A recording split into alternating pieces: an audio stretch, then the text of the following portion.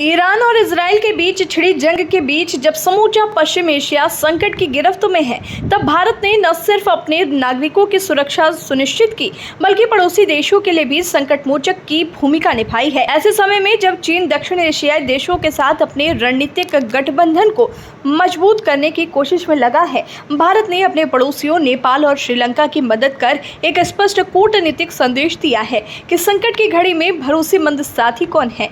भारत ने ऑपरेशन सिंधु के तहत ईरान में फंसे अपने नागरिकों के साथ साथ नेपाल और श्रीलंका के नागरिकों को भी सुरक्षित निकालने की योजना बनाई है।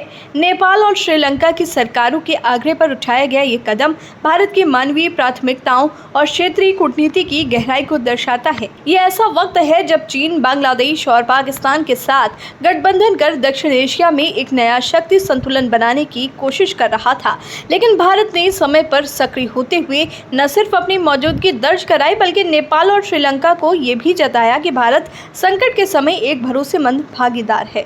भारतीय दूतावास की सक्रियता इस पूरे अभियान की कुंजी बनी। दूतावास द्वारा जारी संपर्क नंबर पर नेपाल और श्रीलंका के नागरिकों को पहले सत्यापित किया जाएगा और फिर उन्हें सुरक्षित स्थान पर पहुंचाया जाएगा। नेपाल सरकार के मुताबिक ईरान में उसके कुल 16 नागरिक फंसे हैं, जिनमें से 5 जेल में बंद हैं और उन पर अंतर्राष्ट्रीय तस्करी के आरोप हैं।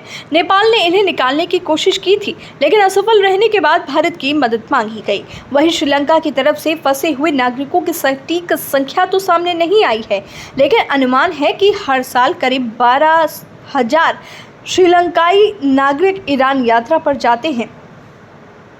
इस पूरे घटनाक्रम का सबसे महत्वपूर्ण पहलू ये है कि भारत ने इस मदद के जरिए चीन के दक्षिण एशिया में प्रभाव बढ़ाने के एजेंडे को सीधे चुनौती दी है। चीन पाकिस्तान और बांग्लादेश के साथ मिलकर जो क्षेत्रीय दबाव बनाना चाहता था, उसे भारत ने अपने मानवीय और रणनीतिक कौशल से नाकाम कर दिया।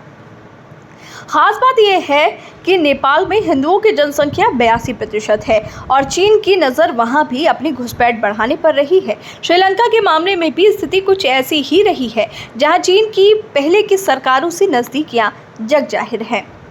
इसलिए ये केवल एक बचाव अभियान नहीं, बल्कि भारत की कूटनीतिक परिपक्वता, नेतृत्व क्षमता और क्षेत्रीय संप्रभुता के प्रति उसकी प्रतिबद्धता का प्रतीक है। ये एक ऐसा कदम है जो न सिर्फ मानवता के प्रति उसकी संवेदना को दर्शाता है, बल्कि चीन को ये स्पष्ट संदेश भी देता है कि भारत अपने पड़ोसी अकेला नहीं छोड़ता।